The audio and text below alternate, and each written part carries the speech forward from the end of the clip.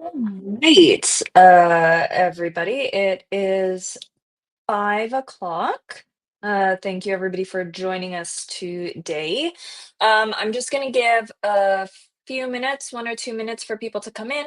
But since this is going to be recorded and it will be available on LinkedIn as well, then it may be good to make the most of our time together because I know that, all of you guys are getting off of your work days and are kind of looking forward to getting home and relaxing as well. So Jonathan, thank you very much for attending. And we hope that we can teach you some things. And Hasnain as well. Good evening. If you guys have any questions during the webinar, then you can either post them in the comments. Actually, yeah, post them in the comments, and we'll get to them at the end. If I see some comments pop up that pertain to kind of we will be answering the questions and that we know that we will throughout the webinar, then I'll try to integrate that into there and then reiterate your questions at the end of the webinar too. But for those of you who I haven't met, hello, my name is Saya. I am CEO and co-founder of Emigrate, and we are software that tries to support companies and individuals through the work permit process and continued compliance in Sweden. Um, as some of you guys have noticed, since the summer, we've been doing a little bit more within the international student realm because we've noticed that obviously a lot of people come to Sweden to do their higher education with the hopes of then segueing into working in Sweden. So it feels like educating people from an early stage at the stage that they're international students can kind of help that transition into becoming employees.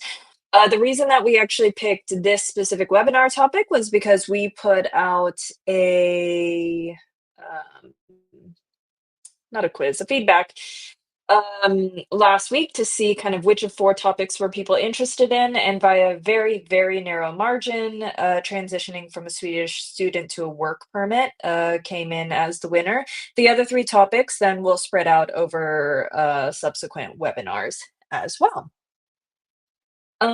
Perfect. So the way that we're going to cover things today, a very brief agenda. So we're going to be talking about transitioning from a student to work permit for individuals, a bit of an FAQ in terms of the general questions that tend to pop up around this, and then also then the best practices for transitioning or for hiring students into work permits for HR and companies as well. And we have a bit of frequently asked questions after that. And then we'll have a Q&A for any questions that you may have. Bear in mind that we can't answer specific questions about your immigration cases without having more context. But we can try to answer them in a more general sense, and you can always set up a consultation with us afterwards if you'd like to kind of like talk to us more about your immigration history, and we can have those discussions as well. So first things first, obviously there are a lot of people that come to Sweden as international students in higher education, and then they then transition to work permits afterwards. Most permits for Sweden, the residence permits, is you typically have to apply for them from outside of Sweden and receive them before you get to the country. So one of the big questions that comes up is, can somebody apply for a work permit without having to leave Sweden? And if you fulfill specific requirements, then you do have the option to do so. So one of the ways that you can apply for a work permit and start working right away without having to leave Sweden is to have a residence permit for studies at university or university college, as well as beyond. So PhD and researchers also fall into this category as well. But you need to have that specific student permit in higher education. you need to apply for the work permit before your current permit expires. And a really important one that people don't always remember is that you need to have completed at least 30 credits in university or 1 semester post-grad. So you can't come work for half a semester, kind of part-time, get a job offer, and then immediately go apply for a work permit. You're not going to be able to get that granted from inside Sweden. I do know that the the fact that you have the option to make money instead of having to pay tuition is obviously something that is nice, but it is important to make sure that you fulfill enough of school that you actually then are eligible to apply for a work permit after that. The way that a lot of students might start kind of getting into specific companies is they start out by working part-time and then hopefully leverage that into a full-time position and a work permit sponsorship. And that can be a really nice way for companies to get to know you first before actually extending the sponsorship.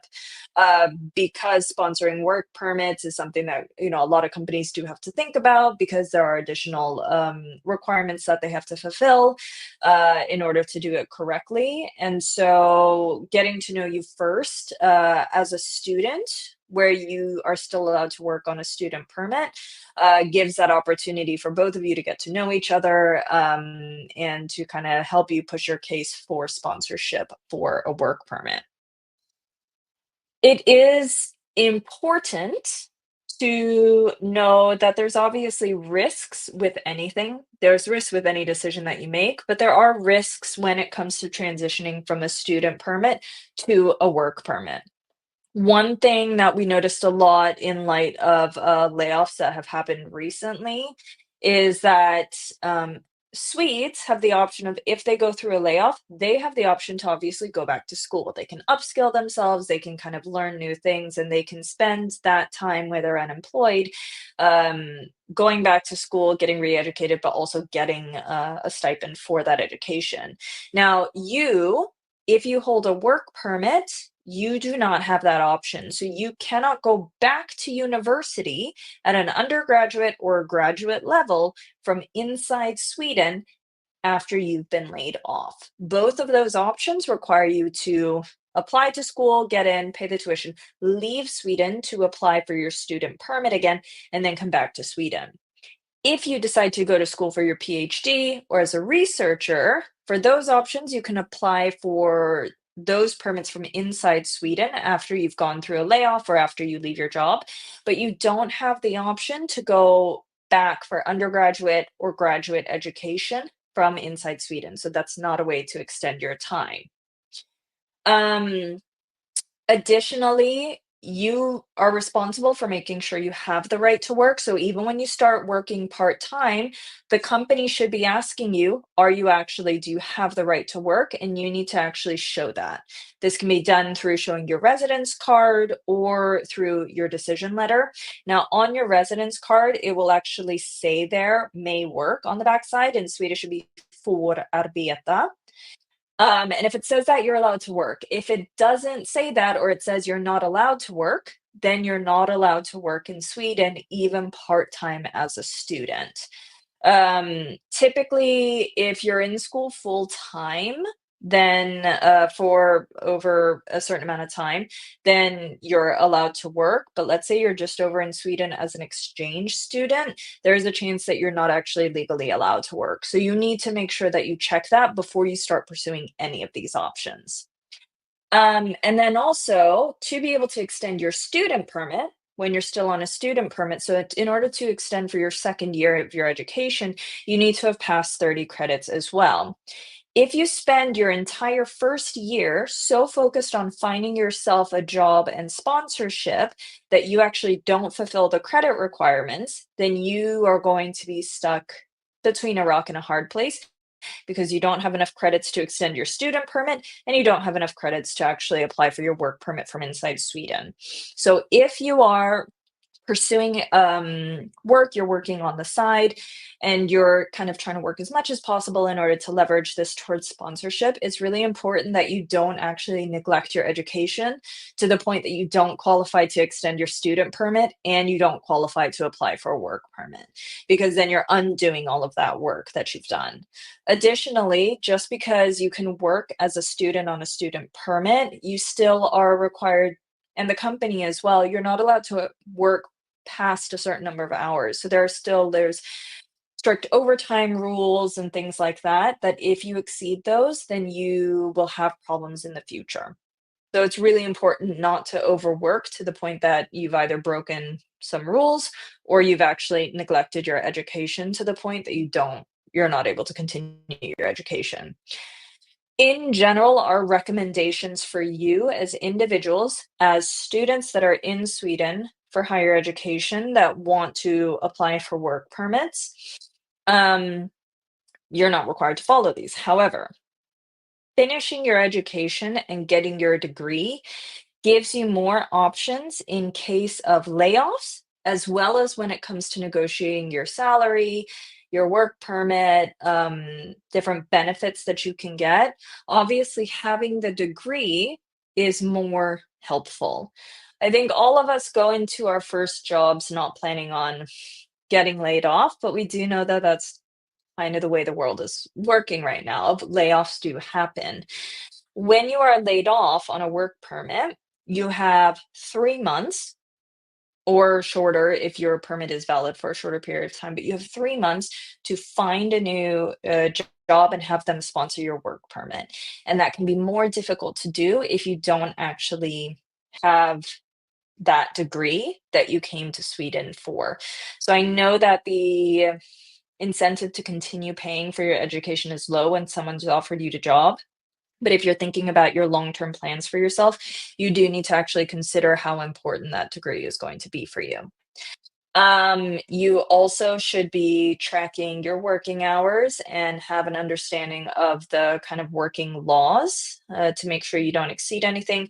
And you should be tracking your pay slips and making sure that you're paying your taxes as well. If you don't track those things when you transition from a student to a work permit, the company's going to have to write whether you worked there before, and they're then going to ask you for pay slips, kind of past tax documentation, and if you've been very lax on those sort of things, that can create problems for you for when the work permit application comes up as well. So it's really important to track things and to stay on top of the different rules. Um, we'll move on to then frequently asked questions. So can I work while I'm in school, like we discussed, or like I discussed? If your residence card says that you have the right to work or that you may work, then you can work while you're in school. You don't have to leave the country while you wait for a decision if you fulfill the requirements to be able to do so. You cannot go back to school unless it's for PhD or researcher if you lose your job. You obviously can apply and go back for undergraduate and graduate, but you wouldn't be able to do that from inside Sweden. And, does my time as a student count towards PR or permanent residency? It does not. If you are here for your PhD, then that counts, but undergraduate and graduate time does not actually count, towards PR, so that's something to note as well. Now when it comes to best practices for companies hiring students, um, let's say that you hired a student part-time, and you decide to transition them to a work permit. A few things that are really important to know: always confirm the right to work before hiring, even part-time. You hear about cases at restaurants where companies have hired students to work as waiters or to work at the restaurants that weren't actually allowed to work or didn't have the right to work. And when that happens, the restaurants have either been temporarily shut down. You can be fined up to 2 million crowns for this. You could be blacklisted from hiring more internationals later on. So it's really important as a company, it is also your responsibility to physically check the right to work before you hire somebody. This can be done through either checking their residence permit, or their residence card, or their decision letter, because in the decision letter, it will also say whether they are allowed to work, and it will have a specific start date and an end date to their residence permit. So this is really important for you to check. You cannot use the excuse, I didn't know. Ignorance isn't an option when it comes to the Swedish migration agency. Additionally, when you transition from a student to a work permit, that doesn't mean that your responsibilities as an employer change. They're no different than you actually just hiring somebody and sponsoring a work permit from the get-go. So you need to make sure that the job conditions and the terms aren't lower than the terms that are offered to Swedish employees. There's salary requirements that you need to fulfill, which right now the national salary threshold, the absolute minimum that you can actually the minimum salary that you can offer would be 28,840 SEK, and this will probably go up next year. It's updated every single year in June when SCB announces their new median salary for the country. And the salary threshold for work permit holders is based on 80% of that. There is discussion that this number will be raised to 100%, which it's not confirmed, but either way, we know that the median salary will go up every year, which means that that salary threshold will also go up to be 80% or more of the new median salary. Now, you don't just fulfill the that national salary requirement, you also need to be at least within the 10th, above the 10th percentile of the salary for that job position or SSYK code. I see a lot of chatter online about a lot of individuals that are focusing on the 28,000 and saying, okay, I fulfilled this. Does this mean I can get a work permit? But it's actually not the only number that you need to think of. You also need to think of the actual SSYK code for that job position. So for example, if you're hiring somebody in engineering, then you're going to have to offer them at least 33,000, 35, 36,000 SEK. It needs to be in line with what the median salary is. You need to make sure that you provide insurance coverage, and that insurance coverage is going to be um, for occupational injury, long-term sickness or health insurance, for life insurance, and then for pension insurance as well. So the additional pension that's put in. Those four insurances are non-negotiables. You have to offer that to work permit holders, whether they've transitioned from a student to a work permit or not. And then now, the agency is getting tougher. You do need to actually notify the tax agency when you hire an international employee, whether even if they're EU citizens, you do actually need to notify the agency as well. If people are interested, we can go a bit more into that in a separate webinar in terms of what are the follow-up things that you need to do with Skatteverket and other agencies outside of just Migrationsverket. A question that often comes up then is, do you need to actually advertise the job position? So when you are hiring somebody on a work permit, if it's a new position, the position needs to be advertised on Arbetsförmedlingen or EURES for at least 10 days before you actually sign the job contract or the offer of employment.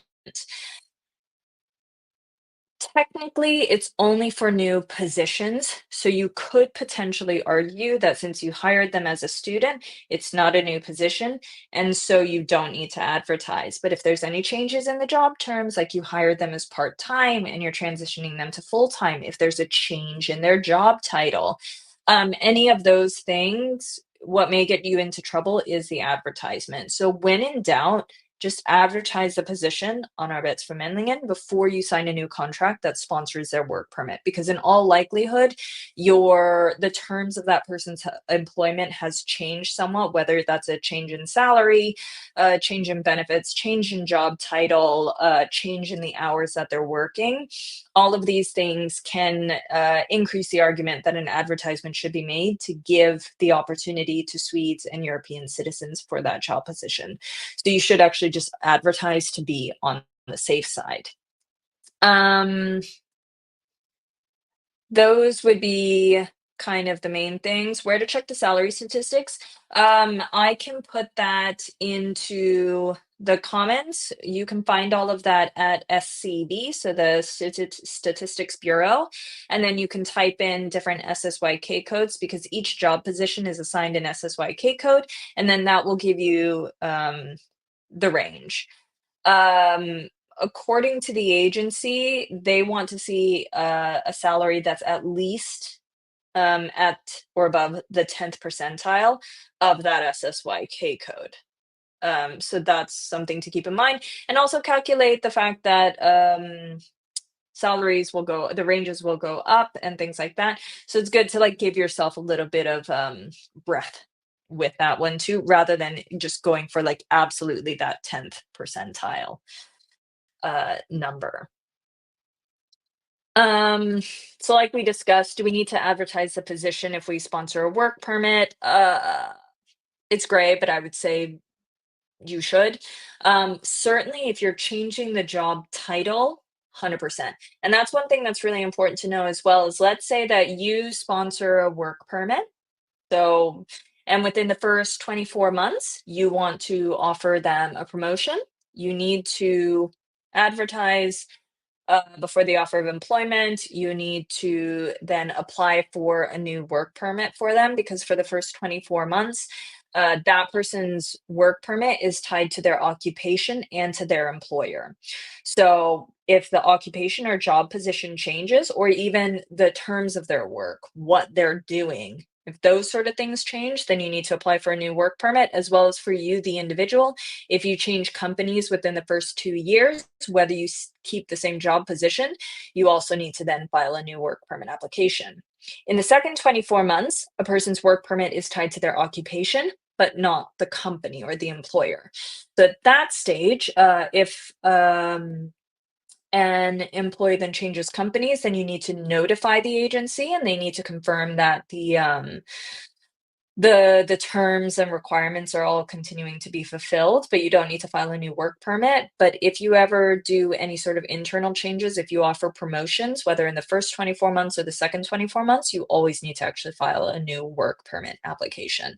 So that's really important to know because that's something that will has tripped people up a lot because you think, oh, I got a promotion. Amazing. And the company thinks they're in the same company, they don't require a new work permit. That's not the case. It's tied to the occupation. In terms of how you check the right to work, anytime you hire somebody new, I guess similar to how you would check a CV, you need to check that person's residence card or their decision letter. Um, Another thing is that for their residence card and decision letter, you need to take copies of it and you need to hold on to that copy for the term of a person's employment and for 12 months afterwards as well. So that's super important to keep in mind that you need to actually track that paperwork and make sure that you keep copies of it. So keep copies so that if you're followed up with, you actually have that information readily available and you need it for 12 months after their employment ends. If we accidentally hire somebody without the right to work, what happens? It's not ideal. If the government finds out that you hired somebody without the right to work, then not only will the person obviously be punished for that, depending on the scale, as well as your company will either have a fine or may have to shut down for a period of time or may be blacklisted from hiring as well. So it's important to always check that. And then what if you have an employee or a student that is working part-time that you think they're interesting, but they're not actually at the point that you would like to start a work permit with them yet? Then you could, for example, offer an internship or a traineeship and apply for a permit for them from inside Sweden with that. Um, and for that, the student needs to have a residence permit for higher education and have completed studies equivalent to 30 credits or 1 semester of doctoral education, and then they can apply from inside Sweden. And your terms of employment, so like internships in Sweden also have requirements and terms that have to be fulfilled. So you actually need to be on par with the collective agreements or what's customary for trainees within your profession or industry. So you can't just offer like a free uh an unpaid internship as your way of getting around it. It still has to be on par with what's offered to interns for Swedish interns as well.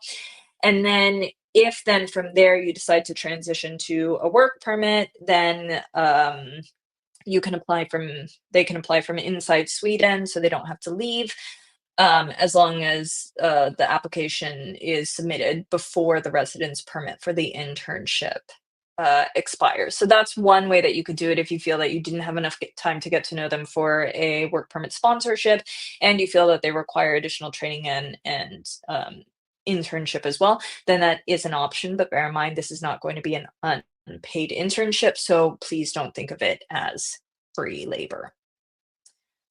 Um, so that more or less covers kind of from both ends the best practices for the individual as well as for the company as well.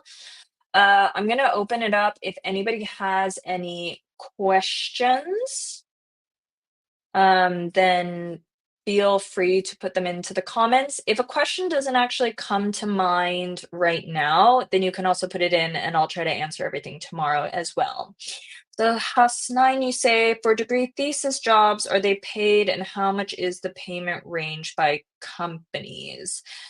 That kind of, are you talking about at the PhD level or for your like master's thesis? Because I think for PhD, then like a PhD would be paid.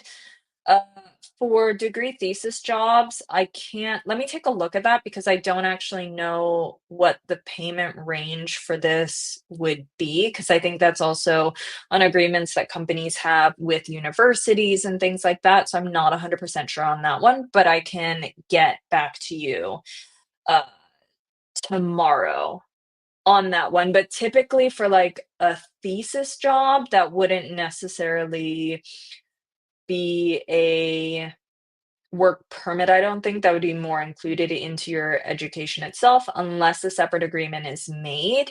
And in that case, I don't know if there's actually a difference between a thesis job versus like a job of similar position or research. But let me do a little bit of research into that because I can't actually answer that off the top of my head. I'll also, Jonathan, thank you for posting the statistics. I'll also post the SEB page that you can use as well, because that can be quite useful. I think it's also really useful then for you as students that are negotiating um, sponsorship and your contracts as well, for you to understand kind of what the salary ranges are. Because I know that there is a desire to get your foot in the door and that you'll accept any salary and any position to get your foot in the door and to be able to get that work permit. And I totally understand that desire and I totally understand wanting to do that, but it's really also important that you value your own education and your experience and what you actually bring to the table as well. So also understanding what the average salary range would be. And on SEB, it'll go through like, okay, so for people between like, 25 and 30, this is the median salary. And this is the median salary for 30 to 40 and things like that. So understanding those things and understanding what the typical salary would be is really important so that you also don't go in under negotiating either, because there are companies that are obviously willing to sponsor work permits and offer really good employment terms. It doesn't actually have to be one at the expense of the other, because there's a lot of companies that obviously appreciate international mindsets, they appreciate the experience, and they are going to offer you the right terms for that as well on top of sponsoring your work permit. So it's really important for you as students to be informed, so that you can understand what your rights and your own value are, but it's also then important for HR to understand how they can kind of make these transitions. And obviously, yeah, hiring students at the student phase is a really great way to get to know people before you offer them sponsorship. Because I know that there's a lot of companies that feel that the risks are quite high to hire somebody and relocate them from overseas, and then it turns out they don't gel with the company, or it's not a good fit, or they're not enjoying Sweden. I understand that those sort of risks, and it's such a expensive mistake, or it's an expensive experience to have, that I understand the risks of that as well. So starting with kind of international students that are in Sweden is a great way to get to know people before you transition into work permits, because you have a chance to get to know them and you have a chance to actually help them grow and really help cultivate these minds as well. So it is something that I do recommend. Jonathan, after you finish your PhD, but before your residence permit ends, if you land a job, would the company have to apply for a work permit for you? Yes. So the company always initiates the work permit process. It's broken into three stages. The company first initiates the application, and they'll include the terms of employment, the kind of the scope of the work, did they advertise the position, all of that information. That information then gets sent to the relevant union. If the company is part of a collective agreement, then the union will respond with a yes or no. A lot of unions these days, if the company doesn't have a collective agreement, then they will just defer from making an answer, but they'll just send something back to say, we don't answer these questions. And then you'll get a link as the individual to submit your information. And that's why it's really important to kind of track your own numbers and make sure that you stay on top of things throughout your stay, to make sure that you didn't have any gaps or issues in previous permits that you held. Um, and then you'll submit your part of the application. It gets paid. Typically, a work permit application would be 2,200 SEK. That is paid, and then the work permit application is submitted. You can start working after the permit application has been submitted. And then you can work while you wait for a decision, as long as you apply before your current permit expires. Um, if you guys have any questions about your individual cases, or you'd like kind of support in planning out your future, whether you're somebody that's considering coming to Sweden as an international student, you're currently a student, or you're already in a work permit page, then you can also book a 30-minute consultation with us. And we kind of support a variety of different permits, more focusing on students and work, and can even support with like contract negotiations in terms of what sort of salaries you should counter with and things like that. For everybody that wrote questions in the comments, I will make sure to answer those tomorrow in the comments as well. And I do believe that this is being recorded, so we will try to upload it over to our YouTube as well as a new thing. We'll see how that goes.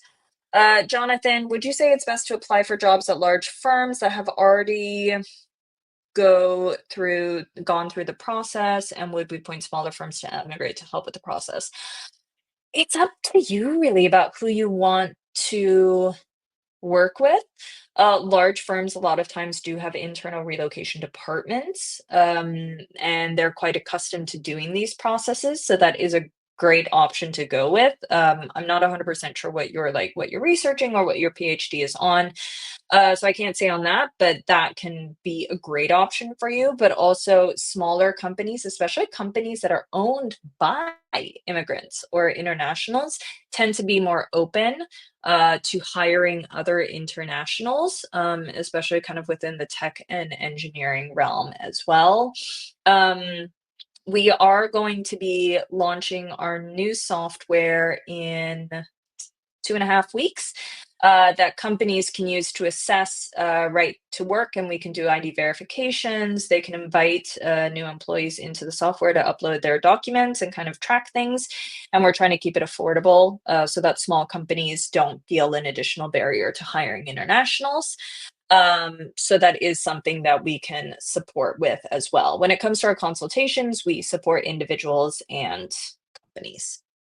For everybody that joined, feel free to connect on LinkedIn. Feel free to reach out. I'm always happy to hear about new cases because it always kind of keeps us on our toes in terms of the research as well. And also let me know if you'd like me to kind of publish this as a fairly easy PDF, and we can put that out as well in terms of best practices for students and the risks with the transition, and then best practices and risks for HR as well. Um, so if there are no other questions, then we will end the webinar for today. I do webinars on a monthly basis, mostly focusing on work permits, but we are kind of expanding.